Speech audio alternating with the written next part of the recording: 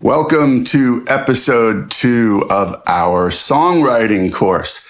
I say our course because it's for all of us.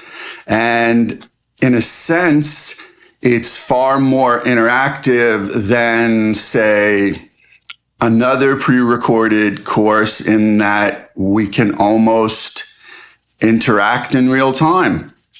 I will be paying heed to all of your questions and suggestions. I have already from when I announced the course. And as we go along, I'll be paying attention to everything that you want to know or learn, and it can be incorporated into future episodes. So, I'm Big Ed to my friends. We're friends now, right? Cool. So hopefully you will come back and refer to what I'm going to show you today many, many times over the coming years, because I'm going to share 4 elements with you that were taught to me by my dear friend Scott Kempner, who's my first mentor, one who didn't want to teach me, but he was forced to because we shared an apartment together for a year.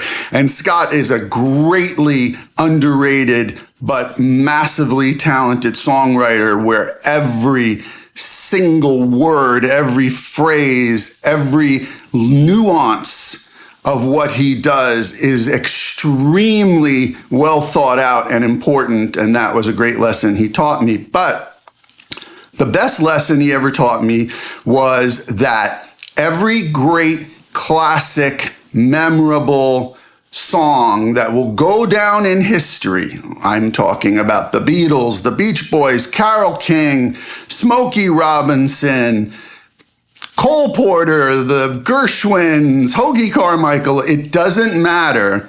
Every great classic song has 4 elements to it that make it classic and memorable. And those 4 elements are recognition. You are showing the listener, you are displaying for the listener something they know about, they see something about themselves in the first 2 lines of the song and the first verse specifically, but especially in the first 2 lines, they go, "Oh, that's me." Recognition. If you get that right away in a song, you've got them. But how do you hold them? That's number 2. Revelation. You reveal something about them in verse 2 that it was another angle, another way of looking at their situation that they hadn't previously thought of. Now, this is a tricky thing because you have to go deep to do that, right? Because they haven't thought of this themselves. But this is a way to show them that you are not only reading their mail, which is recognition, but revelation, you're finding a new way to look at the situation. Number 3 is transcendence. How do you get above that situation? How do you solve the dilemma? How do you get yourself above all this and transcend the situation? You're leading the listener to the top of the mountain, in a sense. And number 4 is liberation. You're liberating them from their cares, from their woes, and you're setting them free.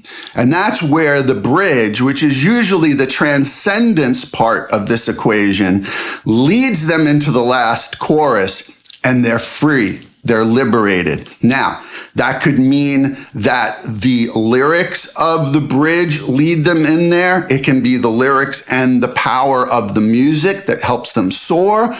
It can be both, or it can be the lyrics leading them there, and then the lyrics of the last chorus change slightly to resolve the whole situation. So again, recognition, revelation, transcendence, and liberation.